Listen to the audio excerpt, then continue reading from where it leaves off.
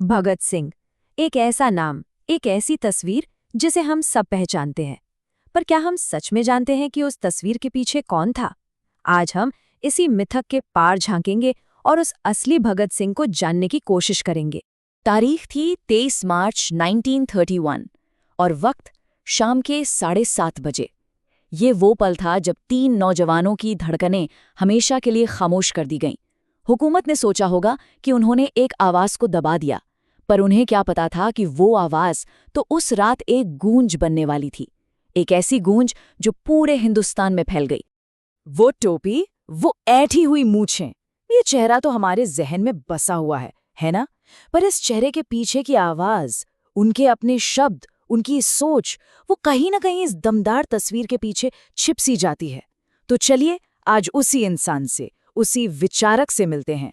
तो आज के सफर में हम क्या क्या देखने वाले हैं?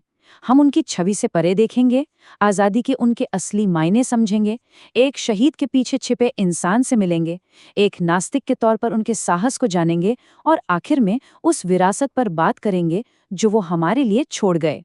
तो चलिए शुरू करते हैं पहले पड़ाव से, तस्वीर से परे। हम अक्सर भगत सिंह को एक पोस्टर या मूर्ति की तरह देखते हैं, लेकिन उनकी असली पहचान वो तो उनके विचारों में थी। ये समझना जरूरी है कि उनकी जो मशहूर छवि है और उनकी जो असल सोच थी, उसके बीच फासला कितना बड़ा है। और ये बात बिल्कुल 100% सही है। वो ऐंठी मूछें, वो निडर आंखें, पहचान तो यही है, पर उनकी असली आवाज, उनके ख्याल, वो तो हम तक पहुंचे ही नहीं। उनकी ये छवि इतनी ज्यादा पावरफुल है कि हम अक्सर उस विचारक को भूल ही जाते हैं जो इस तस्वीर के पीछे खड़ा था। अब आते हैं दूसरे और शायद सबसे अहम हिस्से पर, आज़ादी का असली मतलब। भगत सिंह के लिए इनकलाब सिर्फ एक नारा नहीं था दोस्तों, ये एक पूरा का पूरा दर्शन था, एक फलसफा था। चलिए उनके राजनीतिक और सामाजिक विचारों की गहराई में उतरते हैं, जो सिर्फ अंग्रेजों से आज़ादी पाने से कहीं ज्यादा गहरे थे। जरा सोचिए, सिर्फ 21 साल का एक नौजवान, और सवाल क्या पूछ रहा है कि क्या आज़ादी का मतलब सिर्फ एक राजा को हटाकर दूसरे को बिठा देना है? क्या एक अंग्रेज वाइसरॉय की जगह कोई हिंदुस्तानी आ जाएगा तो क्या उससे गरीबों की, मजदूरों की, किसानों की जिंदगी सच में बदल जाएगी? ये सवाल आज भी उतने ही जरूरी हैं। उनके लिए ये साफ था, एक तरफ है राजनीतिक आज़ादी, मतलब बस वाइसरॉय बदल गया, पर असली आज़ादी, सच्ची स्वतंत्रता वो है जब एक इंसान दूसरे इंसान का शोषण करना बंद कर दे। तो उनकी लड़ाई सिर्फ हुकूमत बदलने की नहीं थी, बल्कि उस पूरे सिस्टम को, उस पूरी व्यवस्था को बदलने की थी जो शोषण पर टिकी थी। और इसी सोच को, इसी आवाज को हुकूमत तक पहुंचाने के लिए उन्होंने 1929 में असेंबली में बम फेंका। उनका मकसद, जैसा उन्होंने खुद कहा, किसी को मारना नहीं था, बल्कि बहरों को सुनाना था। एक जोरदार धमाका करना था ताकि सोई हुई हुकूमत जागे। वो चाहते तो आराम से भाग सकते थे, पर नहीं, उन्होंने जानबूझकर अपनी गिरफ्तारी दी। क्यों? ताकि अदालत उनके लिए एक स्टेज बन जाए जहां से वो अपनी बात पूरे देश तक पहुंचा सकें।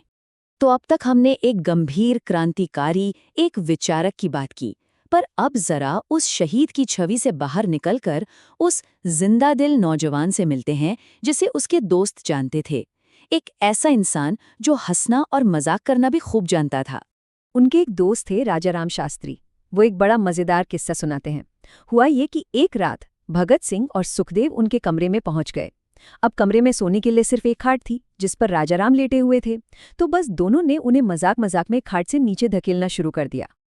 और देखिए, इस मजाक मस्ती में भी समाजवाद का एक पाठ छिपा था। जब राजाराम ने तंग आकर कहा कि भाई समाजवाद का मतलब तो बराबरी है, तो पता है तीनों ने क्या किया? उन्होंने उस खाट को उठाकर खड़ा कर दिया और तीनों जमीन पर लेटकर हंसते हंसते सो गए। सोचकर भी यकीन नहीं होता कि यही हंसमुख नौजवान कुछ ही महीनों बाद फांसी के फंदे को चूमने वाला था।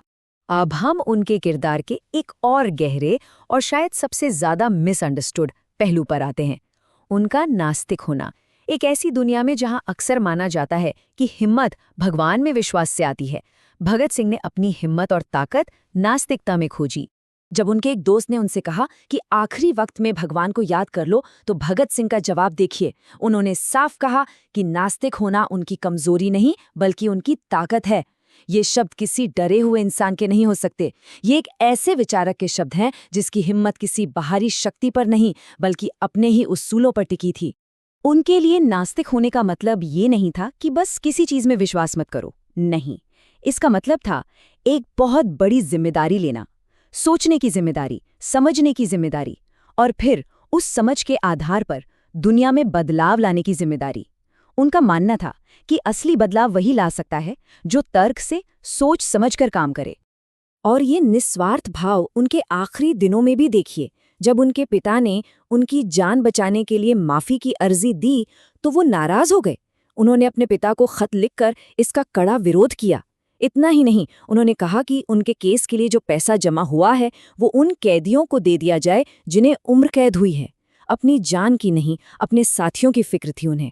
और अब हम पहुंचते हैं आखिरी हिस्से पर, जीने के लिए एक विरासत। यहाँ हम उनके आखिरी पलों को याद करेंगे और ये समझने की कोशिश करेंगे कि भगत सिंह सिर्फ एक मूर्ति या तस्वीर नहीं है, बल्कि एक जिंदा विचार है। एक ऐसा विचार जिसे हमें अपनी जिंदगी में उतारना है। जेल के एक अफसर ने लिखा है कि जब उन्हें फांसी के लिए बुलाया गया तो वो एक किताब पढ़ रहे थे। उन्होंने आराम से अपनी उंगली से वो पन्ना मोड़ा जहां तक पढ़ा था, किताब को बंद किया, एक मुस्कान दी और उठ खड़े हुए। और फिर अपने साथियों सुखदेव और राजगुरु के साथ मेरा रंग दे बसंती चोला गाते हुए फांसी के तख्ते की तरफ बढ़ गए। 69 ये सिर्फ एक नंबर नहीं है, ये भगत सिंह, सुखदेव और राजगुरु की कुल उम्र थी जिस दिन उन्हें फांसी दी गई। सोचिए, तीनों की उम्र मिलाकर सिर्फ 69 साल। ये नंबर हमें हमेशा याद दिलाता रहेगा कि देश ने कितनी कम उम्र में कितनी बड़ी, कितनी तेज आवाजों को खो दिया। ये उनके अपने शब्द थे और एक तरह से एक भविष्यवाणी भी, जो बिल्कुल सच साबित हुई। वो जानते थे कि उनका शरीर खत्म हो सकता है, पर उनके विचार, उनका नाम, वो हमेशा जिंदा रहेगा। जब तक जुल्म का ये सिस्टम रहेगा, उनका नाम क्रांति का प्रतीक बनकर एक मशाल की तरह जलता रहेगा। तो आखिर में सवाल बस यही बचता है कि भगत सिंह की विरासत क्या है? क्या वो सिर्फ एक तस्वीर है जिसे पूजा जाए, या फिर वो एक विचार है जिसे जिया जाए? क्या हमें सिर्फ उनकी तस्वीर याद रखनी है, या फिर उन सवालों को, उन विचारों को भी अपनी जिंदगी में उतारना है जिनके लिए उन्होंने हंसते हंसते अपनी जान दे दी? इसका जवाब हम सबको मिलकर खोजना है।